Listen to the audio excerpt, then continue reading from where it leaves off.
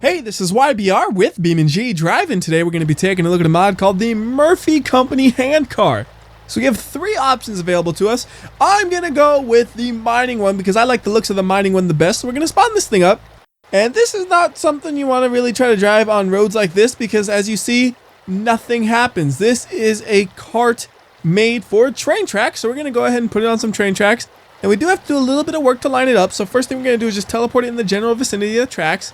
And you see it's not lined up, so we got to do a little bit more work. So what we're going to do is we're going to go ahead and hit F11 to go into the map editor. And then once we're in the map editor, we're going to hit R to reset it up into the air, and then hit J immediately afterwards to freeze physics so it's floating in the air. Then I'm going to hold shift and hit C so we can move the camera around independently of the vehicle. Then we're going to go up here to the top left and we're going to pick the object editor. And we want to pick the rotate selection tool.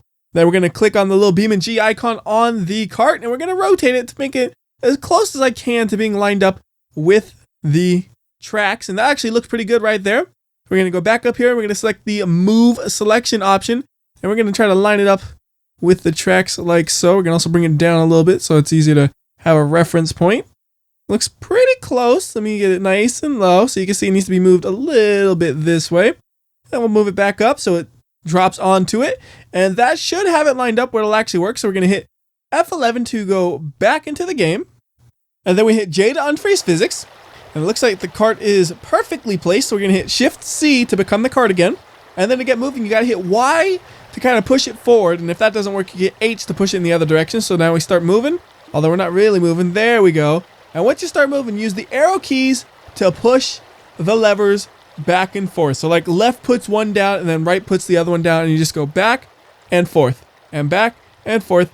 And that is how you move the cart. If you're really lazy, you could just keep hitting the boost button in the direction you were going, and it actually does work as well. And if you want to, you could actually do both of them at the same time, although I don't know if that actually makes you go any faster. But look, you could do them both at the same time like I'm doing right here.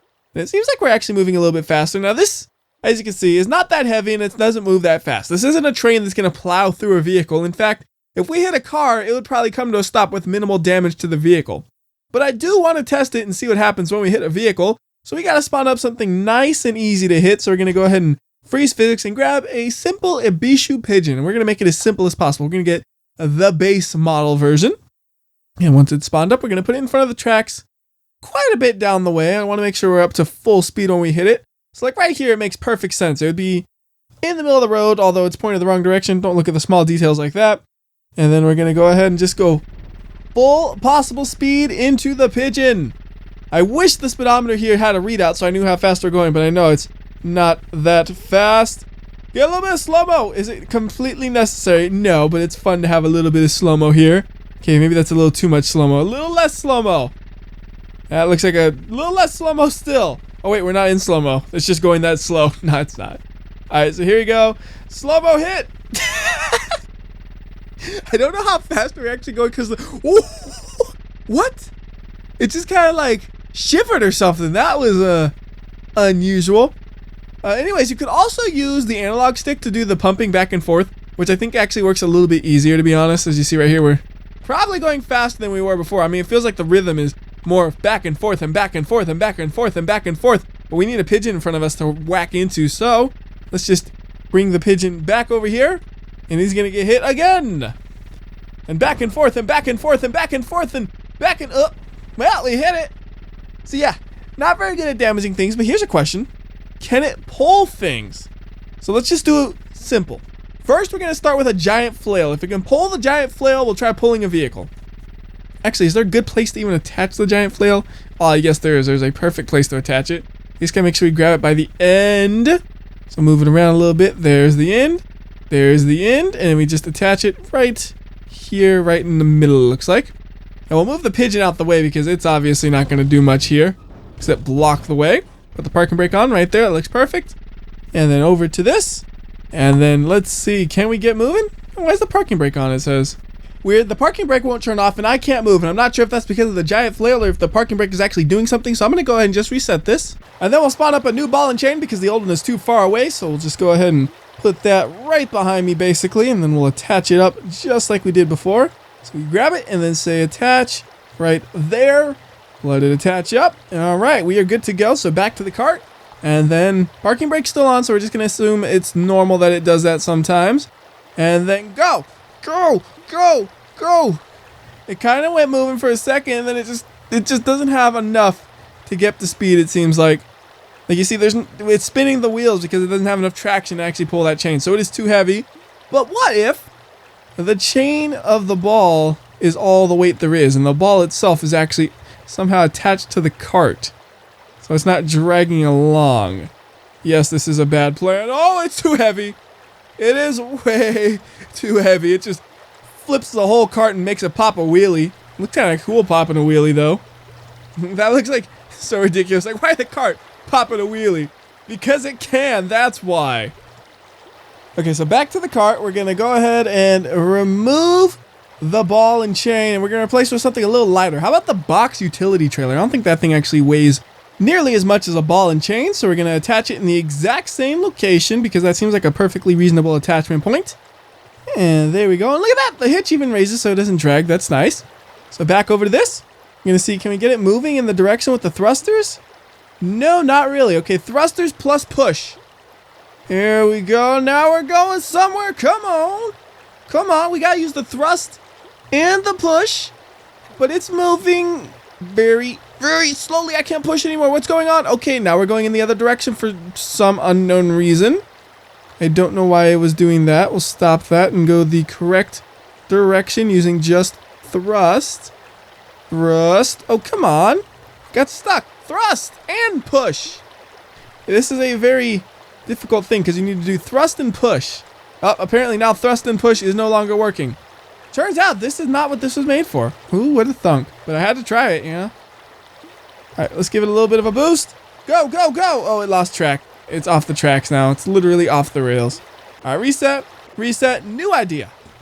More fun idea. We're going to have two of these and we're going to make like a little train of hand carts, which this might be the first time this has ever been done. Who knows? I'm sure it's been done before.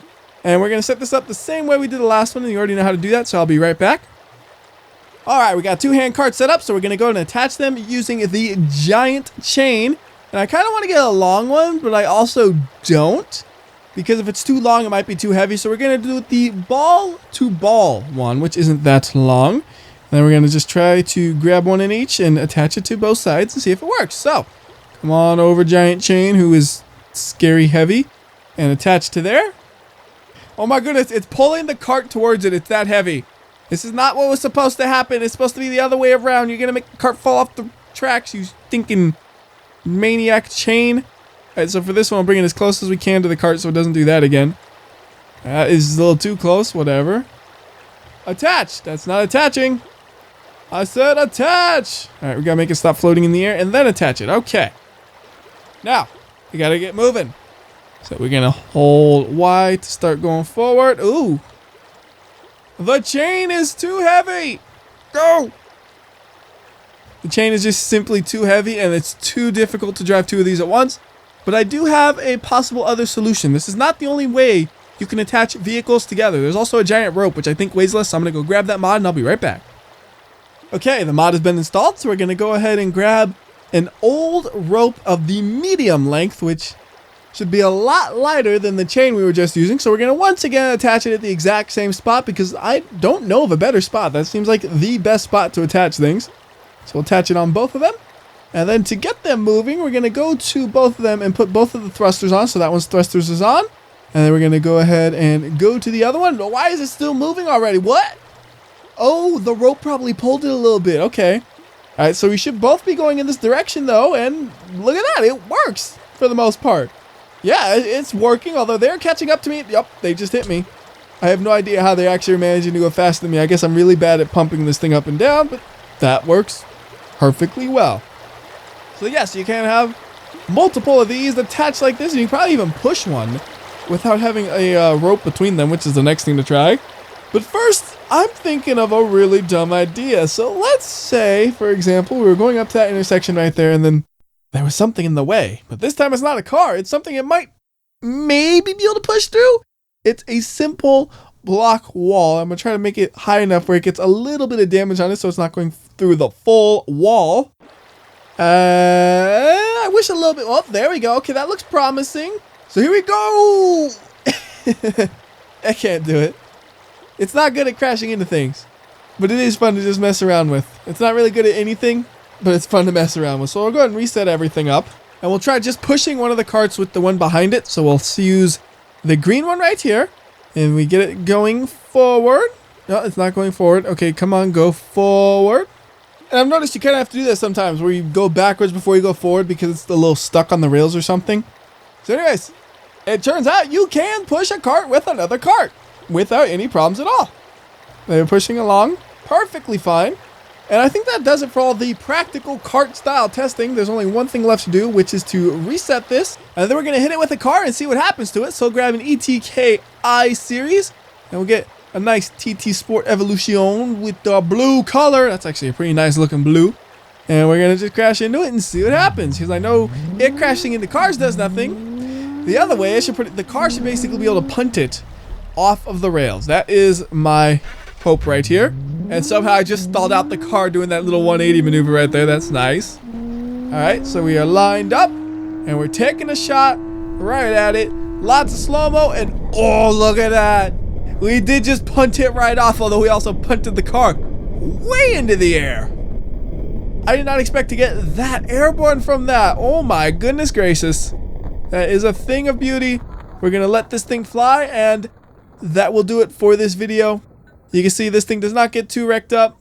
And until next time, this has been WhyBeAre. I'll see ya.